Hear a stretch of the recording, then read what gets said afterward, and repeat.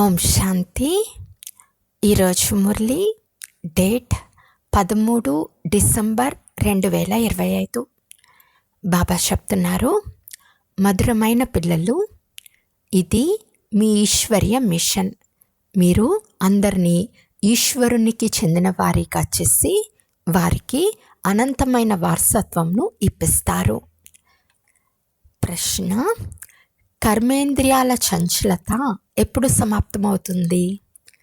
జవాబు: మీ స్థితి ఎప్పుడైతే వెండి యుగం వరకు చేరుకుంటుందో, అనగా ఆత్మ త్రేతాయుగపు సతో సామాన్య స్థితి వరకు చేరుకుంటుందో, అప్పుడు కర్మేంద్రియాల చంచలత సమాప్తమైపోతుంది. ఇప్పుడు మీది రిటర్న్ ప్రయాణము. అందువలన కర్మేంద్రియాలను వశంలో ఉంచుకోవాలి. ఆత్మ పతితంగా అయ్యే ఏ పనిని రహస్యంగా చేరాదు. అవినాశి సజ్జన్ మీకు తెలిపిన పథ్యాన్ని తప్పకుండా పాటించాలి. పాట: ఓ ప్రాణి, నీ ముఖంను చూసుకో. ఓం శాంతి. ఆత్మిక పిల్లలకు ఆత్మిక తండ్రి అర్థం చేయిస్తున్నారు. పిల్లలైన మీకు మాత్రమే కాదు, ప్రశాపిత బ్రహ్మ ముఖవంశావళికి చెందిన ఆత్మీక పిల్లలందరికీ తెలుసు. బ్రాహ్మణులైన మనకు మాత్రమే తండ్రి అర్థం చేయిస్తారు. మొదట మీరు శూద్రులుగా ఉండేవారు, తర్వాత బ్రాహ్మణులుగా అయ్యారు. తండ్రి వర్ణంల లెక్కాచారం కూడా అర్థం చేయించారు. ప్రపంచంలోని వారికి వర్ణాల గురించి కూడా తెలియదు, కేవలం గాయనం ఉంది. ఇప్పుడు మీరు బ్రాహ్మణ వర్ణానికి చెందినవారు, తర్వాత మళ్ళీ దేవతా వర్ణం వారిగా అవుతారు. ఇది రైటేనా అని ఆలోచించండి. మీ అంతటకు మీరే నిర్ణయించండి. నా మాటలు వినండి, పోల్చి చూసుకోండి. జన్మ జన్మాంతరాలుగా వింటూ వచ్చిన శాస్త్రాలను, జ్ఞానసాగర్లైన తండ్రి చెప్పే విషయాలను పోల్చి చూసుకోండి. ఏది రైటో నిర్ణయించుకోండి. బ్రాహ్మణ ధర్మానికి లేక బ్రాహ్మణ కులాన్ని పూర్తిగా మర్చిపోయారు. మీ వద్ద ఉన్న విరాట రూప చిత్రం సరైనది, దాన్ని చూపి అర్థం చేయించాలి. పోతే అనేక భుజాల చిత్రం, దేవతలకు ఆయుధాలు చూపించిన చిత్రాలు మొదలైనవన్నీ తప్పు చిత్రాలు. అవి భక్తి మార్గంలోని చిత్రాలు. ఈ కన్నులతో అన్నీ చూస్తారు, కానీ అర్థం చేసుకోరు. వారి కర్తవ్యం గురించి ఎవరికీ తెలియదు. ఇప్పుడు పిల్లలైన మీకు మీ ఆత్మను గురించి తెలిసింది. అంతేకాక మీరు 84 జన్మల గురించి కూడా తెలుసుకున్నారు. తండ్రి మీకు ఎలా అర్థం చేయిస్తున్నారో అలా మీరు ఇతరులకు అర్థం చేయించాలి. శివబాబా అందరి వద్దకు వెళ్ళరు, తప్పకుండా తండ్రికి సహాయకారులు కావాలి కదా. అందువలన మీది ఈశ్వరీయ ప్రచార సంస్థ. మీరు అందరినీ ఈశ్వరునికి చెందిన వారిగా చేస్తారు. వారు ఆత్మలందరి అనంతమైన తండ్రి అని అర్థం చేయిస్తారు. వారి నుండి అనంతమైన వారసత్వం లభిస్తుంది. లౌకిక తండ్రి ఎలా స్మృతి చేస్తారో అతని కంటే ఎక్కువగా పారలౌకిక తండ్రిని స్మృతి చేయాలి కదా. లౌకిక తండ్రి అల్పకాల సుఖంను ఇస్తాడు, బేహద్దు తండ్రి బేహద్ సుఖంనిస్తారు. ఈ జ్ఞానము ఆత్మలకి ఇప్పుడే లభించింది. ఇప్పుడు మీకు 3 తండ్రులు ఉన్నారని తెలుసు: లౌకిక, అలౌకిక మరియు పారలౌకిక తండ్రులు. బేహద్దు తండ్రి అలౌకిక తండ్రి ద్వారా మీకు అర్థం చేస్తున్నారు. ఈ తండ్రిని గురించి ఎవరికీ తెలియదు. బ్రహ్మ జీవిత చరిత్రను గురించి ఎవరికీ తెలియదు. వారి కర్తవ్యం గురించి కూడా తెలుసుకోవాలి కదా. శివుని మహిమను, కృష్ణుని మహిమను గానం చేస్తారు. బ్రహ్మను మహిమ ఎక్కడ చేశారు? నిరాకార తండ్రి మనకు అమృతం నిచ్చేందుకు నోరు తప్పకుండా కావాలి కదా. భక్తి మార్గంలో తండ్రిని ఎప్పుడు యథార్థ విధిలో స్మృతి చేయలేరు. ఇప్పుడు మీకు ఇతను శివబాబా రథం అని అర్థం చేసుకున్నారు. రథాన్ని కూడా అలంకరిస్తారు కదా. ఉదాహరణకి మొహమ్మద్ గురాన్ని కూడా అలంకరిస్తారు. పిల్లలైన మీరు మనుషులకు చాలా మంచి రీతిగా అర్థం చేయిస్తారు. మీరు అందరినీ మహిమ చేస్తారు. మీరు దేవతలుగా ఉండేవారని, 84 జన్మలు తీసుకుని తమో ప్రధానంగా అయ్యారని, ఇప్పుడు మళ్ళీ సతో ప్రధానంగా అవ్వాలి అంటే యోగం చేయాలని మీరు అందరికీ చెప్తారు. కానీ చాలా కష్టం మీద ఎవరో ఒకరు అర్థం చేసుకుంటారు. అర్థం చేసుకుంటే అపారమైన సంతోషం కలుగుతుంది. అర్థం చేయించే వారికైతే ఇంకా ఎక్కువ సంతోషం ఉంటుంది. బేహద్దు తండ్రి పరిచయం ఇవ్వటం తక్కువైన విషయమా? అర్థం చేసుకోలేరు. ఇది ఎలా వీలవుతుంది అని అంటారు. అనంతమైన తండ్రి జీవిత కథను మీరు వినిపిస్తారు. ఇప్పుడు తండ్రి అంటున్నారు, పిల్లలు పవిత్రంగా అవ్వండి, ఓ పతిత పావన రండి అని మీరు పిలిచారు కదా. గీతలో కూడా మన్మనా భవ అనే పదం ఉంది, కానీ దాని అర్థం ఎవరి వద్ద లేదు. తండ్రి ఆత్మజ్ఞానాన్ని ఎంతో స్పష్టంగా అర్థం చేస్తున్నారు. ఈ విషయాలు ఏ శాస్త్రాల్లోనూ లేవు. భలే ఆత్మ బిందువని, బ్రుకుటి మధ్యలో నక్షత్రం అని అంటారు, కానీ యథార్థంగా ఎలా ఉంటుందో ఎవరి బుద్ధిలోనూ లేదు. అది కూడా తెలుసుకోవాల్సి ఉంటుంది. కలియుగంలో ఉండేదే అధర్మము, సత్యుగంలో అన్నీ ధర్మయుక్తంగా ఉంటాయి. భక్తి మార్గంలో ఇవన్నీ ఈశ్వరుని కలుసుకునే మార్గాలని అంటారు. అందువలన మీరు మొదట ఇక్కడకు ఎందుకు వచ్చారు అన్న విషయం ఫామ్లో నింపుతారు. దీన్ని బట్టి మీరు అనంతమైన తండ్రి పరిచయంను ఇవ్వాలి. వారిని మీరు ఆత్మల తండ్రి ఎవరు అని అడగండి. సర్వవ్యాపి అని అంటే అర్థం ఉండదు. అందరి తండ్రి ఎవరు అనేది ముఖ్యమైన విషయము. తమ తమ ఇంట్లోని వారికి అర్థం చేయించండి. సిడి, త్రిమూర్తి, కల్పవృక్షం ఈ 2-3 ముఖ్యమైన చిత్రాలు చాలా అవసరం. వృక్ష చిత్రం ద్వారా అన్ని ధర్మాల వారు వారి వారి ధర్మములు ఎప్పటి నుండి వచ్చాయో అర్థం చేసుకోవచ్చు. మనము ఈ లెక్క ప్రకారము స్వర్గానికి వెళ్ళగలమా? కనుక వెనక వచ్చేవారు స్వర్గంలోకి వెళ్ళలేరు, శాంతిధామంలోకి వెళ్ళగలరు. వృక్షం ద్వారా కూడా చాలా స్పష్టంగా తెలుస్తుంది ఏ ఏ ధర్మాలు వెనుక వచ్చాయో. వారి ఆత్మలు పైకి వెళ్ళి విరాజమానమై ఉంటాయి. మీ బుద్ధిలో పునాది వేయబడుతుంది. తండ్రి అంటున్నారు, ఆది సనాతన దేవీ దేవతా ధర్మం యొక్క అంటు అయితే కట్టబడింది. అయితే ఆకులు మీరు తయారు చేయాలి. ఆకులు లేకుండా వృక్షం ఉండదు. అందువలన తండ్రి తమ సమానంగా తయారు చేసేందుకు బాబా పురుషార్థం చేయిస్తూ ఉంటారు. ఇతర ధర్మాల వారు ఆకులను తయారు చేయాల్సిన అవసరం ఉండదు. ఎందుకంటే వారు పైనుండి వచ్చి పునాది వేస్తారు. తర్వాత ఆకులు వారి వెనక పైనుండి వస్తూ ఉంటాయి. మీరు వృక్షాన్ని వృద్ధి చేసేందుకు ఈ ప్రదర్శనలు మొదలైనవి నిర్వహిస్తారు. దీనివలన ఆకులు వస్తాయి. తుఫాన్లు వచ్చినప్పుడు రాలిపోతాయి, ముడుచుకొని పోతాయి. ఆది సనాతన దేవీ దేవతా ధర్మం స్థాపన అవుతూ ఉంది. ఇందులో యుద్ధం మొదలైన మాటలేవీ లేవు. కేవలం తండ్రిని స్మృతి చేసి చేయించాలి. ఒక్క తండ్రిని మాత్రమే స్మృతి చేయండి, మిగిలిన రచనను వదిలేయండి అని మీరు అందరికీ తెలుపుతారు. రచన ద్వారా వారసత్వము ఎప్పుడూ లభించదు. రచయిత అయిన తండ్రిని మాత్రమే స్మృతి చేయాలి. ఇతరులు గుర్తుకు రాకూడదని చెప్పండి. తండ్రి వారిగా అయి జ్ఞానం తెలుసుకుని ఎవరైనా ఇటువంటి పని చేస్తే దాని భారం తల మీద చాలా ఎక్కువగా పడుతుంది. తండ్రి పావనంగా చేసేందుకు వస్తారు. మళ్ళీ ఏదైనా అటువంటి పనులు చేస్తే ఇంకా ఎక్కువగా పతితులుగా అవుతారు. కనుక బాబా చెప్తున్నారు, అలాంటి నష్టం కలిగించే ఏ పనులు చేయకండి. అలా చేస్తే తండ్రిని గ్లాని చేసినట్లే కదా. వికర్ములు పెరిగే ఏ పని చేయరాదు. పథ్యం కూడా ఉండాలి. ఔషధం తీసుకున్నప్పుడు కూడా పథ్యం ఉంచుతారు కదా. ఒకవేళ డాక్టర్లు ఈ పులుపు మొదలైనవి తినకండి అని చెప్తే మానేయాల్సి వస్తుంది. కర్మేంద్రియాలను వశపరుచుకోవాలి. ఒకవేళ దాచుకుని తింటూ ఉంటే మందులు పనిచేయవు. దాన్ని ఆసక్తి అని అంటారు. ఆ పని ఏమాత్రము చేయకండి అని తండ్రి కూడా శిక్షణనిస్తారు. వారు సర్జన్ కదా.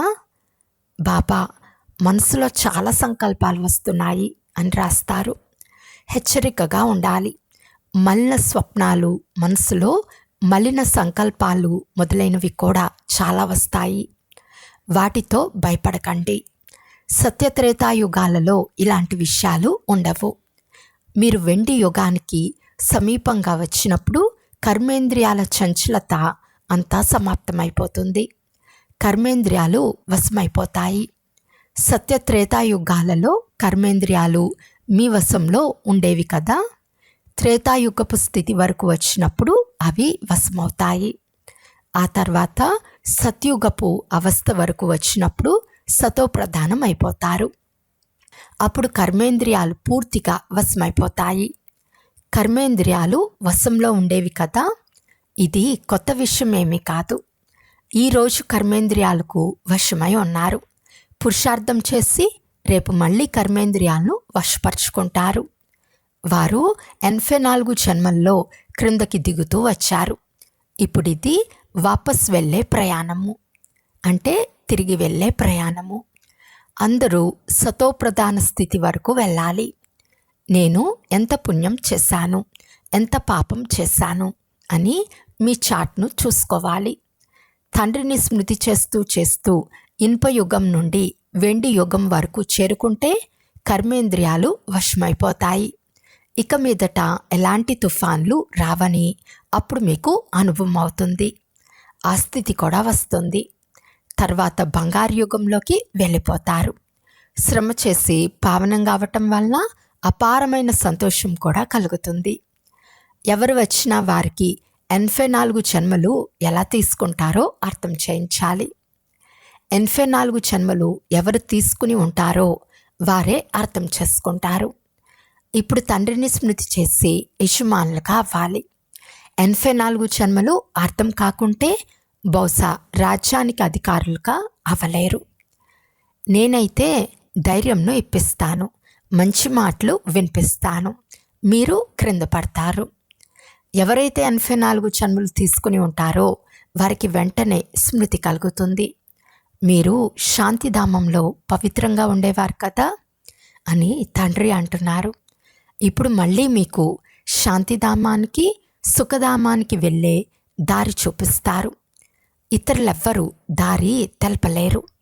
శాంతిధామంలోకి కూడా పావనాత్మలే వెళ్ళగలరు. ఎంతెంత మురికి తొలగిపోతూ ఉంటుందో, ఎవరెంత పురుషార్థం చేస్తారో అంత ఉన్నత పదవి లభిస్తుంది. ప్రతి ఒక్కరి పురుషార్థంనైతే మీరు చూస్తున్నారు. బాబా కూడా చాలా బాగా సహాయపడతారు. ఇతను పాతపుత్రుడుగా ఉన్నాడు. ప్రతి ఒక్కరి నాడిని అర్థం చేసుకుంటారు కదా. తెలివిగలవారు వెంటనే అర్థం చేసుకుంటారు. అనంతమైన తండ్రి నుండి స్వర్గవారసత్వం తప్పకుండా లభించాలి. ఇంతకుముందు లభించింది, ఇప్పుడు లేదు, మళ్ళీ లభిస్తుంది. లక్ష్యం మీ ముందే ఉంది. తండ్రి స్వర్గస్థాపన చేసినప్పుడు మీరు స్వర్గానికి యజమానులుగా ఉండేవారు. మళ్ళీ 84 జన్మలు తీసుకుని మీరు క్రిందకి దిగచారుతూ వచ్చారు. ఇది మీ చివరి జన్మ. చరిత్ర తప్పకుండా పునరావృతం అవుతుంది కదా. మీరు మొత్తం 84 జన్మల గురించి పూర్తిగా తెలపగలరు. ఎంతమంది అర్థం చేసుకుంటారో అంతమంది ఆకులుగా అవుతూ ఉంటారు. మీరు కూడా చాలామందిని మీ సమానంగా చేస్తారు కదా. మేము విశ్వం అంతటిని మాయా సంఖ్యల నుండి విడిపించేందుకు వచ్చామని మీరు చెప్తారు. నేనందరినీ రావణుడి నుండి విడిపించేందుకు వస్తానని తండ్రి చెప్తున్నారు. తండ్రి జ్ఞానసాగర్లు అని పిల్లలైన మీకు కూడా తెలుసు. మీరు కూడా జ్ఞానం ప్రాప్తి చేసుకుని మాస్టర్ జ్ఞానసాగరులుగా అవుతారు. జ్ఞానం వేరు, భక్తి వేరు. భారతదేశపు ప్రాచీన రాజయోగం తండ్రి మాత్రమే నేర్పిస్తారని మీకు తెలుసు. ఏ ఇతర మనుషులు నేర్పించలేరు. కానీ ఈ విషయాలు అందరికీ ఎలా అర్థం చేయించాలి? ఇక్కడ అసురుల విఘ్నాలు కూడా చాలా వస్తాయి. ఇంతకుముందు ఎవరో చెత్త మురికి వేస్తారని భావించేవారు. ఇప్పుడు అవి విఘ్నాలని, అవి ఎలా వస్తాయో కూడా మీకు తెలుసు. కొత్తదేమీ కాదు. కల్పకృతం కూడా ఇలాగే జరిగింది. మీ బుద్ధిలో ఈ పూర్తి చక్రం అంతా తిరుగుతూ ఉంటుంది. బాబా మనకు సృష్టి ఆది మధ్య అంతముల రహస్యం అర్థం చేస్తున్నారు. బాబా మనకు లైట్ హౌస్ అనే బిరుదు కూడా ఇస్తారు. ఒక కంటిలో ముక్తిధామము, రెండవ కంటిలో జీవన్ముక్తి ధామము ఉండాలి. మీరు శాంతిధామంలోకి వెళ్ళి మళ్ళీ సుఖధామంలోకి రావాలి. ఇది దుఃఖధామము. తండ్రి అంటున్నారు, ఈ కన్నులతో మీరు చూసేదంతా మర్చిపోండి. మీ శాంతిధామాన్ని గుర్తు చేసుకోండి. ఆత్మ తన తండ్రిని స్మృతి చేయాలి. దీనినే అవ్యభిచారి యోగము అని అంటారు. జ్ఞానం కూడా ఒకరి ద్వారానే వినాలి. అది అవ్యభిచారి జ్ఞానం. స్మృతి కూడా ఒక్కరినే చేయండి. నాకు ఒక్కరు తప్ప ఇతరులెవ్వరూ లేరు. ఎంతవరకు స్వయాన్ని ఆత్మగా నిశ్చయం చేసుకోరో అంతవరకు ఒక్కరి స్మృతి రానే రాదు. ఆత్మ అంటుంది, నేను ఒక్క బాబా దానిగానే అవుతాను. నేను బాబా వద్దకు వెళ్ళాలి. ఈ శరీరం పాతదైపోయింది, శిథిలావస్థలో ఉంది. ఇందులో కూడా మమకారం ఉంచుకోరాదు. ఇది జ్ఞాన విషయం, అంతేగాని శరీరాన్ని సంభాళించరాదని కాదు. ఇది పాత శరీరం. దీనిని ఇప్పుడు వదిలేయాలని ఆంతరికంలో తెలిసి ఉండాలి. మీది అనంతమైన సన్యాసం. వారు అడవిలోకి వెళ్ళిపోతారు. మీరు ఇంట్లోనే ఉంటూ స్మృతి చేయాలి. స్మృతిలో ఉంటూ ఉంటూ మీరు కూడా శరీరాన్ని వదలవచ్చు. ఎక్కడ ఉన్నా మీరు తండ్రిని స్మృతి చేయండి. స్మృతిలో ఉంటూ స్వదర్శన చక్రధారులుగా అయితే మీరు ఎక్కడ ఉన్నా ఉన్నత పదవిని పొందుతారు. ఎంతగా వ్యక్తిగత శ్రమ చేస్తారో అంత పదవిని పొందుతారు. ఇంట్లో ఉంటున్న స్మృతి యాత్రలో ఉండాలి. ఇప్పుడు ఫైనల్ రిజల్ట్కు ఇంకా కొంచెం సమయం ఉంది. నూతన ప్రపంచం కూడా తయారవ్వాలి కదా. ఇప్పుడే కర్మాతీత స్థితికి వస్తే సూక్ష్మవతనంలో ఉండవలసి వస్తుంది. సూక్ష్మవతనంలో ఉంటున్నా మళ్ళీ జన్మ తీసుకోవాల్సి వస్తుంది. పోను పోను మీకు అన్ని విషయాలు సాక్షాత్కారం అవుతాయి. అచ్చా, మధురాతి మధురమైన అపురూపమైన పిల్లలకు మాతాపిత బాప్తాతాల ప్రియ స్మృతులు మరియు గుడ్ మార్నింగ్. ఆత్మిక పిల్లలకు ఆత్మిక తండ్రి నమస్తే. ఆత్మిక తండ్రికి ఆత్మిక పిల్లల యొక్క ప్రియ స్మృతులు మరియు నమస్తే నమస్తే నమస్తే. ధారణ కొరకు ముఖ్య సారము. ఫస్ట్ పాయింట్, ఒక్క తండ్రి ద్వారానే వినాలి. ఒక్కరి అవ్యభిచారి స్మృతిలోనే ఉండాలి. ఈ శరీరాన్ని కూడా సంభాళించాల్సిందే, కానీ మమకారం ఉండరాదు. సెకండ్ పాయింట్, తండ్రి ఏ పథ్యాన్ని తెలిపారో దానిని పూర్తిగా పాలన చేయాలి. తండ్రిని గ్లాని చేయించే పాప ఖాతాను తయారు చేసే ఏ కర్మను చేయరాదు. స్వయాన్ని నష్టపరచుకోరాదు. ఈరోజు వరదానము. 3 సేవల యొక్క బ్యాలెన్స్ ద్వారా సర్వగుణాలను అనుభూతి చేసే గుణమూరత్ భవ. సంకల్పము, మాట మరియు ప్రతి కర్మ ద్వారా ఏ పిల్లలైతే సేవలో తత్పరులై ఉంటారో వారే సఫలతామూర్తులుగా అవుతారు. 3 మార్కులు సమానము. పూర్తి రోజంతటిలో 3 సేవలలో బ్యాలెన్స్ ఉంటే పాస్ విత్ హానర్ లేక గుణమూర్తులుగా అయిపోతారు. వారి ద్వారా అన్ని దివ్య గుణాల శృంగారం స్పష్టంగా కనిపిస్తుంది. ఒకరికొకరు తండ్రి గుణాలను లేక స్వయంలో ధారణ చేసుకున్న గుణాలను సహయోగం ఇవ్వటమే గుణమూర్తులుగా అవ్వటం. ఎందుకంటే గుణదానం అన్నిటికంటే గొప్ప దానం. స్లోగన్: నిశ్చయం అనే పునాది పక్కాగా ఉంటే శ్రేష్టమైన జీవితం స్వతహాగా అనుభవం అవుతుంది. అవ్యక్త సూచన: ఇప్పుడు సంపన్నము మరియు కర్మాతీతంగా అయ్యే జ్ఞాపనలో ఉండండి. వెనకటి కర్మల లెక్కాచారం యొక్క ఫలస్వరూపంగా శరీరానికి వ్యాధి వస్తుంది. మీ మనసు యొక్క సంస్కారము ఇతర ఆత్మల సంస్కారంతో ఘర్షణ కూడా చెందుతుంది. కానీ కర్మాతీతులు కర్మభోగానికి వశం కాకుండా యజమాని అయి లెక్కాచారము చుక్తూ చేయించాలి. కర్మయోగిగా అయి కర్మభోగాన్ని చుక్తూ చేసుకోవటం ఇదే కర్మాతీత స్థితికి గుర్తు. ఇప్పుడిప్పుడే కర్మయోగి, ఇప్పుడిప్పుడే కర్మాతీత స్థితిని అభ్యాసం చేయండి. అచ్చా, ఓం శాంతి.